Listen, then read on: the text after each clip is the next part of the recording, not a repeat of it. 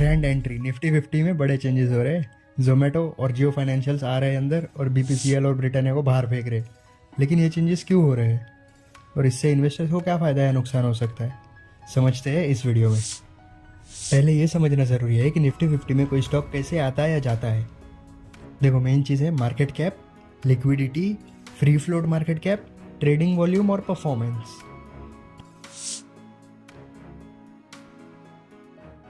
Top 50 large cap companies होनी चाहिए अगर निफ्टी 50 में उनको डालना है तो। जिन शेयर्स में सबसे ज़्यादा बाइंग और सेलिंग हो रही हो वो निफ्टी 50 का पार्ट बन सकते हैं। जो कंपनीज पब्लिक है, जिनके शेयर्स पब्लिक के पास है। क्या स्टॉक कंसिस्टेंटली अच्छा परफॉर्म कर पा रहा है?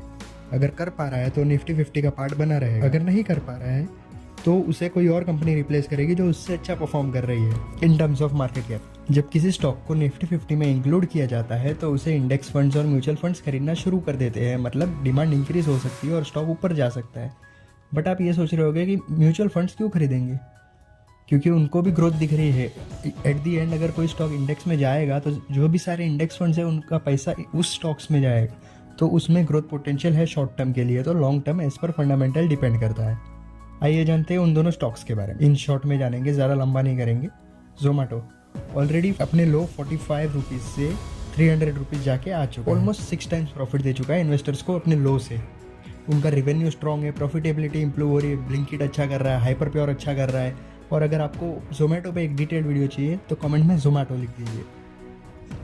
अब हम जानेंगे शॉर्ट में जियो फाइनेंशियल्स के बारे में। नया स्टॉक है, नो डाउट अनसर्टनिटी है थोड़ी सी, बट सबसे बड़ी बैकिंग रिलायंस की है, इसलिए स्टॉक को उतना टेंशन नहीं है। इन्वेस्टर्स को भी ट्रस्ट आ रहा है और फाइनेंशियल सेक्टर में एग्रेसिवली एक्सपांड कर रहे हैं उन लोग। अभी तो उनका ट्रेडिंग ऐप भी लॉन्च होने वाला है। अगर जियो फाइनेंशियल्स के बारे में डिटेल वीडियो चाहते हो तो कमेंट में जियो फाइनेंशियल लिख दो। तो शॉर्ट टर्म में इन स्टॉक्स के प्राइसेस ऊपर जा सकते हैं, बट ये लॉन्ग टर्म के लिए सेफ है। वो तो आपको फंडामेंटल एनालिसिस करने के बाद ही पता चलेगा। बीपीसीएल यानी भारत पेट्रोलियम कॉर्पोरेशन लिमिटेड और ब्रिटानिया जैसे बड़े ब्रांड्स को बाहर क्यों निकाला गया? बीपीसीएल यानी अपना Bharat petroleum corporation limited oil और गैस सेक्टर में डील करता है और ऑयल और गैस सेक्टर में मेजरली अभी डिक्लाइन चल रहा है। जैसा कि आप सब जानते ही है, बहुत सारे लोग ईवीज को प्रेफर कर रहे हैं और गवर्नमेंट भी ईवीज को ज़्यादा फोकस कर रही है, ईवीज पे सब्सिडीज दे रही है। और वैसे भी oil and gas sector sunset sector है। सनसेट सेक्टर उसे बोलते हैं जो सेक्टर अभी डाउनफॉल में हो, मतलब जिनकी मार्केट बढ़ने की जगह घट रही हो, श्रिंक हो रही हो मार्केट। और गवर्नमेंट भी बीपीसीएल में डिसइन्वेस्ट कर रही है। बट फिर आप बोलोगे ब्रिटानिया तो एफएमसीजी कंपनी है, हम तो उसके बिस्किट्स खाते हैं, दूध वूध पीते हैं, ब्रेड वगैरह लेते हैं, तो ऐसा क्यों? एफएमसीजी सेक्टर अभी बहुत स्टेबल है, मिडिल क्लास श्रिंक हो रहा है, लेकिन ग्रोथ स्लो हो गई है उसी वजह से। ज़्यादा वॉलेटिलिटी ना होने की वजह से इंडेक्स में जगह बनी है जोमेटो के लिए।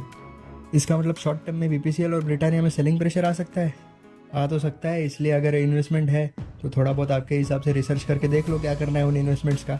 लेकिन क्या ये कम बैक करेंगे, वो तो एट द एंड फंडामेंटल पे ही डिपेंड करेगा। दोस्तों, ये बड़े चेंजेस मार्केट में नए अपॉर्चुनिटीज़ भी ला सकते हैं और रिस्क भी। क्या आपको लगता है कि जोमेटो और जियो फाइनेंशियल्स को बाय करना चाहिए या बीपीसीएल और ब्रिटानिया को होल्ड या फिर सेल करना चाहिए? कमेंट्स में बताओ। अगर ऐसे स्टॉक मार्केट अपडेट चाहिए तो लाइक शेयर ज़रूर करना, फर्स्ट वीडियो है। और आपका ओपिनियन भी ज़रूर बताना फर्स्ट वीडियो के हिसाब से ये वीडियो आपको कैसी लगी। See you in the next one, bye bye.